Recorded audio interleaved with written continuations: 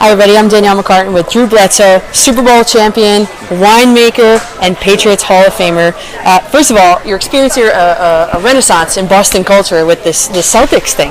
Yeah, it's pretty cool. It's been pretty fun. You know, Terry Rozier, you know, the whole funny story with him and my cousin Eric, and the whole thing is just kind of blown up. But it's been really fun, especially because the Celtics are playing such great basketball. It's really cool. Celtics or Cavs? Man, I'm a Celtics fan, but what LeBron's doing right now is unprecedented, really, in all the sports. So they're going to have their hands full. So now let's go back to the football here. You're the first overall pick in 1993. I know it was very different then than what it is now with everything, that the production value of it. Yeah. But what's your NFL draft story? My NFL draft story, the best one, you know, my family and I, it was the first time we ever went any place on an airplane together. And we flew out here to New York City, and I tell people it's like the Waltons go to New York. You know, they're just small town people walking around in downtown New York, looking up at the tall buildings, and then next thing you know, it's off to the Patriots. Now the Patriots were not a good franchise when you got there.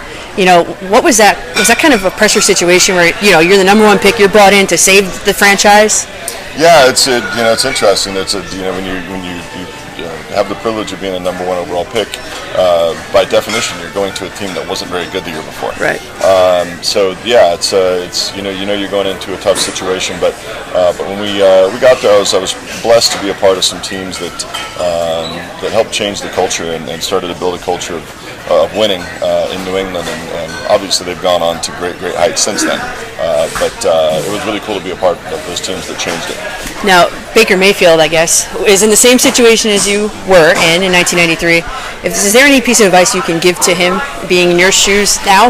Yeah, if you're coming into that spot, you're coming into a team that hasn't been very good. You've got to be able to maintain your confidence. You've got to be able to embrace the process of improving the franchise, and you've just got to know that it's going to be a tough road for a while. But if you can persevere through it, you ultimately can be successful. Great advice. Yeah. Now I have a little printout here, if you want. Yeah, sure. I can cut it if you don't. But the 5 quarterbacks that were taken in the first round, label them elite, 1 average, and 1 bust.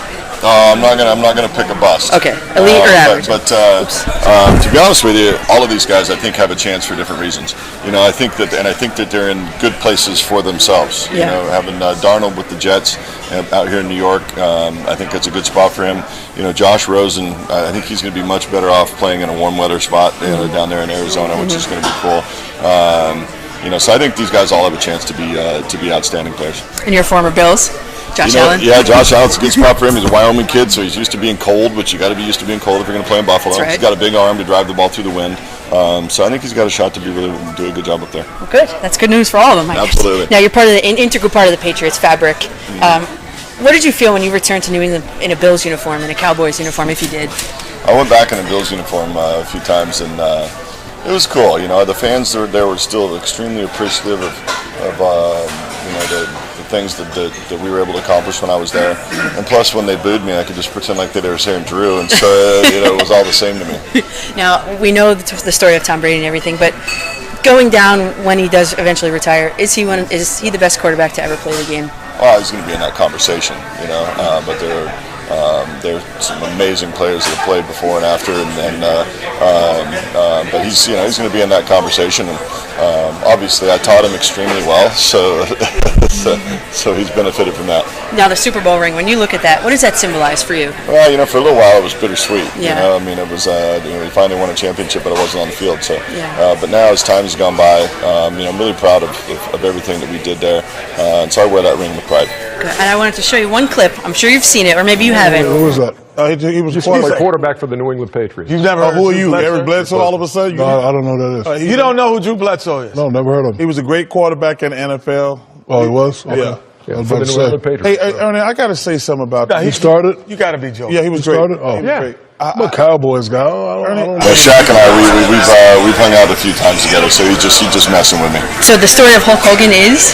Oh, me and Shaq and Hulk Hogan, we judged a bikini contest in Orlando together one time. So me, Shaq, Hulk Hogan. How about that? Yeah. So sort of a random. Good panel of judges there. Pretty funny. All right, and now a lot on your plate now, being the wine that we're here for, Walla Walla, that's where you're from. Yeah. How significant is that to put something like that in where you're from?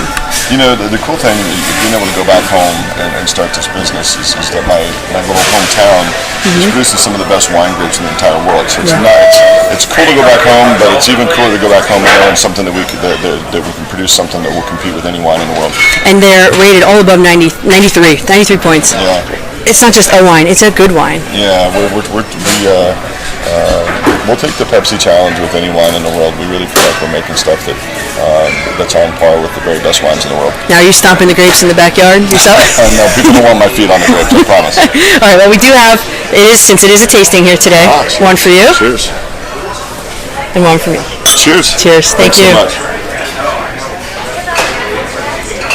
Oh, it's good. All right, well, thank you very much. I appreciate it. Yeah, thanks so much. Cool. Right on.